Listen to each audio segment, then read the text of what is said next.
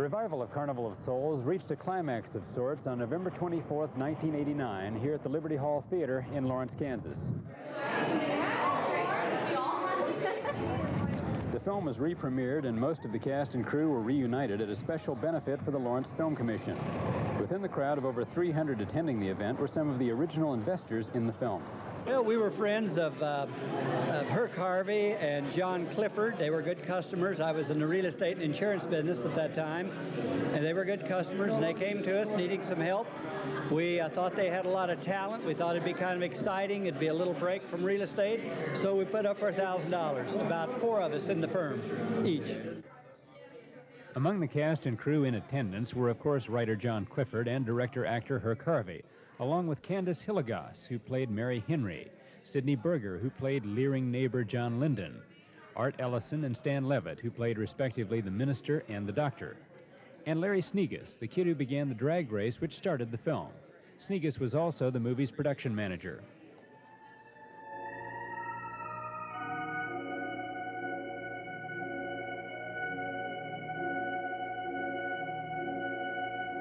Earlier in the day, a press conference was held at the Eldridge Hotel, and Herc Harvey appeared in his famous ghoul costume and makeup. Actually, it is amazing that there has been a revival of Carnival of Souls. It was made in 1961, released in 1962, and the very fact that we're here today, 27 years later, doing all this Mickey Mouse and so forth, saying that we're enjoying the revival of Carnival of Souls is fun. It's fun, I think, for all of us that were in it, because we thought that about 25 years ago it had died a natural death. I made that when I was a graduate student here at the University of Kansas, and I do remember that we shot all night frequently, and I remember equally well that I kept falling asleep in my classes every day because I couldn't manage a 24-hour-a-day schedule.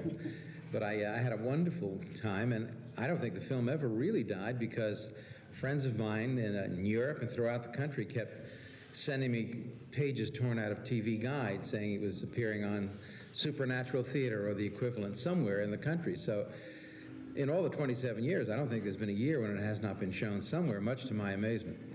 I was in a New York subway in August, and I picked up the Daily News, and the headline in the theater section said, "The movie that refused to die."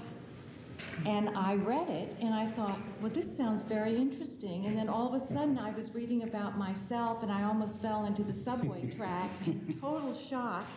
And then I went around to the other newsstands, and I said, are there reviews out? And I opened up, and there was a 6-inch picture of myself coming out of the mud in the Daily News. And then I realized there was a renaissance. And then I was sitting in a beauty shop, and the hairdresser at Kenneth's was bragging about the movie star's hair that he was cutting, and I happened to flip open the New York magazine, and I saw pick of the week, Carnival of Souls. And I said, you didn't know you had a cult heroine in your chair, did you? And of course he was quite flabbergasted, as I was flabbergasted, because it was all over town. So it was a lot of fun. It was very exciting, and it was fun to see that it's getting recognized. I guess you can only say, you know, better late than never, even if it is a few years after the fact. I've got to tell you that this has not been easy for me in classrooms, particularly when someone like Roger Ebert reviews the film and says of me that I was the definitive study of a nerd in lust, which was, I think, run a close second to in the Dallas, I forget which Dallas paper, but the Morning News, which said I was a greasy on-the-make dude. Others just said I was greasy, so they had a long way to go before Mr. Ebert's review. But I told my class I didn't know where I could go from here after being the definitive nerd in lust. It's been great fun for me, too. And frankly, the whole notion of how a film like ours got made is really a kind of miracle in itself when you realize how it was shot and the kinds of resources that John and Herc had to work with. I think what you see on the screen is really rather remarkable. And every time I see it, I admire it more in terms of how we were able to just accomplish what we had with such limited resources. Do you remember the day you got in the car?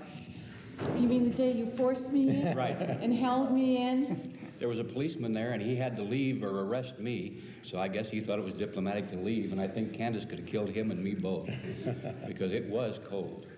I think it's also a lesson for actors and the whole notion of doing the best you can, regardless of the circumstances you're in. I mean, having Candace in that car in freezing water and all the rest, Candace still had a real job to do of acting. And I mean, there were times, because of the economies of the film, where I remember one shot where Candace had to, we walked into the house where we were shooting one night, and the first shot of the night was Candace getting hysterical, having seen death in the mirror after my kissing her neck. I don't know if there was something significant about that, but it was very difficult for Candace to do. I mean, to walk in out of the cold and suddenly get emotionally very excited. So we just went off to a corner and talked about it some, and then we went back and got it, I think, in one take, did we not? And the other is, I'll never forget the fact that there was one shot of my left eye filling the entire screen when Candace was in the room of her boarding house taking a bath, and it was supposed to be a very salacious look, and it filled the entire screen. Well, I've been blind on this eye since birth. And all of my friends with very methody came to me and said, Sidney, what did you do? I mean, that look was fabulous. And of course, I was reading a newspaper, I think, with this eye when they were shooting this one. People keep asking me to write Carnival of Souls 2.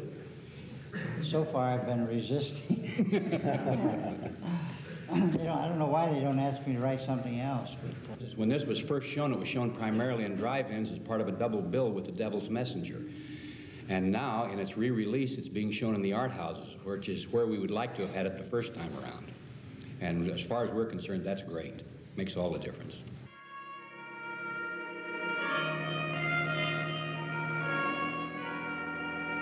Prior to the evening screening, the cast and crew of the film were honored during an informal stage discussion introduced by Judy Billings of the Lawrence Film Commission.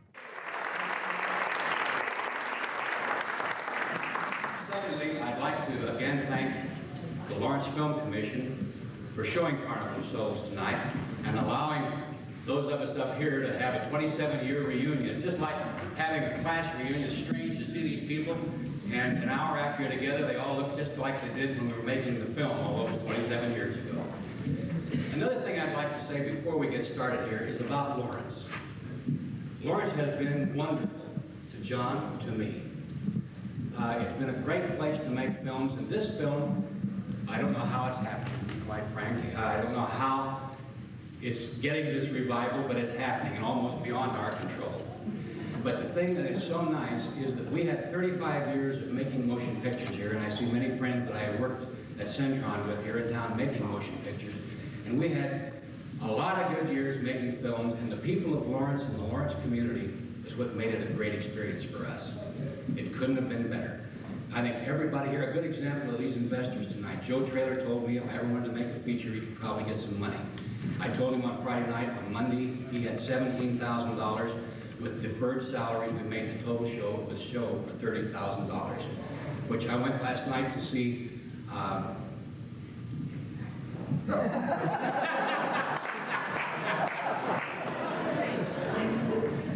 Back to the Future 2. And I'm sure that one of the special effects in there would cost more than the total budget of Carnival. Another thing you get with 27 years is senility. Now, about Carnival, I think let's just start it the way it happened. John wrote it. John, tell us about it. well, let's see, that was 27 years ago. To be honest, I can't even remember writing that.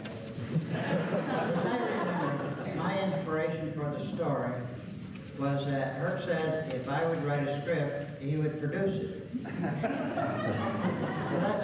Unless you're a world-famous moneymaker, the writer doesn't get that kind of offer very often. So I would have, at that stage in my career, I would have written anything. So I said, what kind of story do you want? And he said, I don't know, but I wanted to end up with dead people dancing in a ballroom by the Great Salt Lake.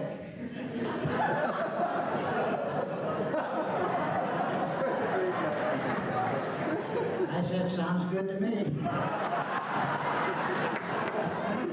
And when I came to Lawrence, I learned that low budget means you don't have a double, you don't have a stunt woman, you don't have a makeup you do your own hair and you do your own makeup. It also meant that you also go into the water for 8 hours at a time. And the director had promised me Indian summer in late September. And somehow Indian summer didn't come. Then we got into a department store in Salt Lake City, and 6 of us, we just trooped upstairs up an escalator. We didn't stop to ask permission, and I think Herc went over to a sales lady and said, listen, for 25 bucks, would you look the other way? Let us go in the dressing room with this woman. She wants to change her clothes and not let anyone else come in. She said, sure, for $25, she'd look the other way. So they came in, and you'll see that's how it was done. And in many ways, you see, anyone can make a movie when you have $8 million and a crew of 150 people. That's easy. Try making Carnival of Souls. So I'll let Sydney tell you the rest.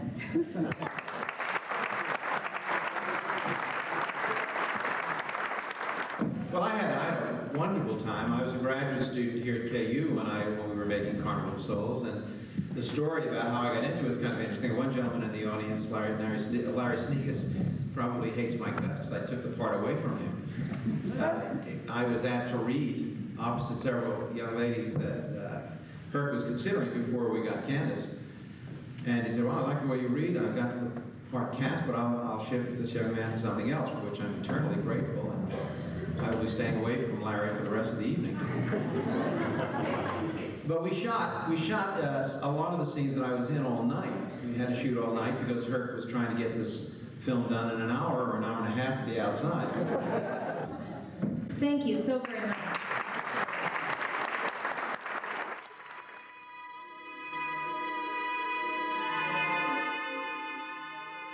All in all, it was a very successful night for Carnival of Souls. Articles about the reunion appeared in People magazine, Film Facts, and Cine Fantastique, a publication that brought Carnival of Souls to public attention in a 1983 feature story. Currently, Carnival of Souls is available on videocassette in several versions. Only the 84-minute cut is the version director Herc Harvey put back together in 1989. This may not be the end of the story, but it's certainly a better one than it had in 1962,